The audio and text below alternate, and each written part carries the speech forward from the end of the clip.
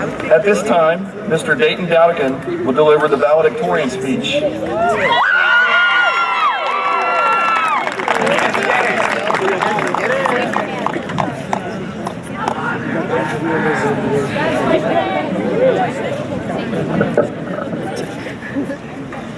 Good evening, Board of Education, Superintendent Armstrong, Principal Shibley, administrators, teachers, families, guests, and distinguished classmates. I consider it a great privilege to stand before you representing the class of 2018.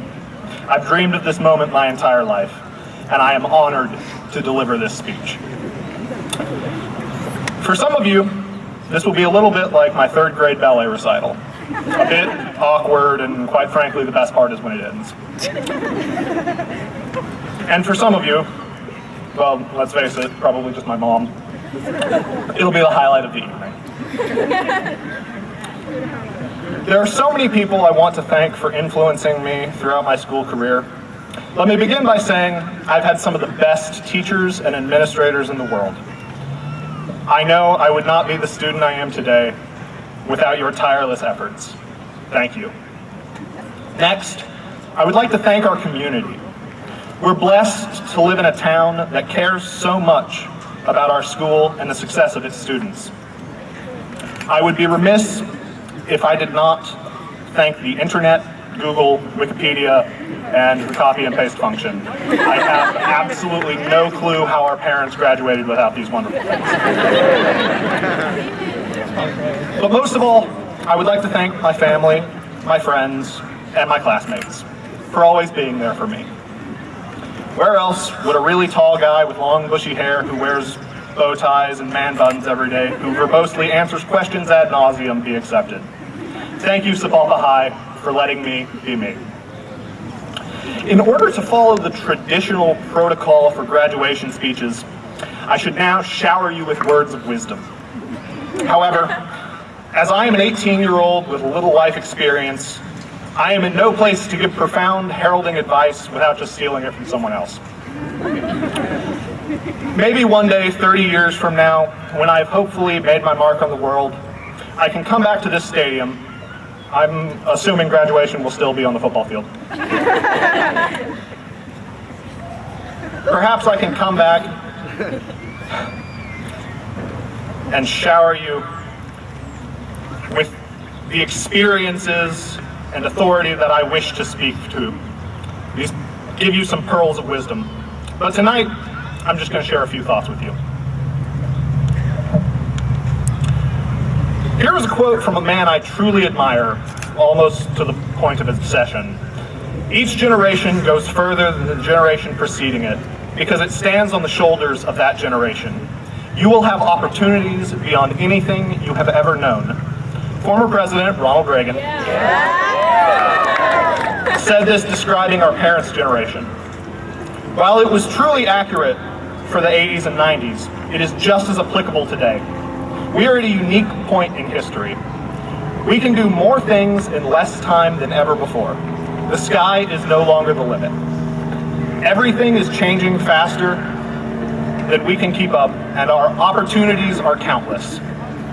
Most of us will have anywhere between 12 to 15 different careers during our lifetime, and about a third of the jobs that will be available to young students in kindergarten today do not yet exist.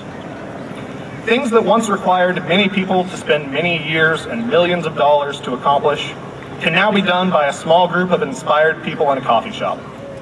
Ideas can be proven before they needed to be committed to, and these revolutions often grow out of nothing more than an intense hobby or an attempt to see if things could be done a little better. Do you know that half of the people who have ever turned 80 are still alive today? And a great number of people who were born in the 1990s will live to be more than 100 years old. That means some of us here tonight will be alive for 3 different centuries. With all these great advancements and power comes tremendous responsibility for the future. So what does that look like for you and for me? Imagine yourself in 70 years. You're in your late 80s, you're sitting on your couch, one that hopefully doesn't have a plastic cover over it. You've just watched the State of the Union holograph address by President Kardashian. You begin to ponder your life. You think of all the great moments you have had, and then you start to think about all the things you wished you had done differently. You might wish that you had spent more time with your family, that you had told your spouse and kids that you loved them more frequently, that you could have one more chance to hug your parents and tell them how much you appreciate them before they passed. Just as you're thinking this, a genie appears to you and asks if you would like a do-over. You willingly accept this opportunity and all of a sudden find yourself right here where you're sitting tonight. It is May 18th, 2018 in Collins Stadium in Sapulpa, Oklahoma. You're in your shockingly fit and pain-free teenage body, and you begin to realize what's happened. You really do have a chance to have a do-over. So what are your priorities going to do this time? For me, I'm going to always put God first. I could stop there because for me, that's enough. I believe my success in any endeavor is dependent upon God's will for my life, and that is what helps me get through it all. Embracing and accepting this promise takes the pressure off. I'm going to work hard and do my best, because that's who I am, and I always want to be true to myself. I'm going to focus on not confusing excellence with perfection. Oftentimes, we get caught up in the details of life, trying to make everything perfect, and we miss real moments. I'm going to take risks and not be afraid to make mistakes. George Bernard Shaw once said, "A life spent making mistakes is not only more honorable, but more useful than a life spent doing nothing." We shouldn't be afraid to try new things. We'll never know what's out there if we don't step out on faith and just go for it. And finally, I'm going to give something back. The Declaration of Independence says life, liberty, and the pursuit of happiness. So what does this really mean?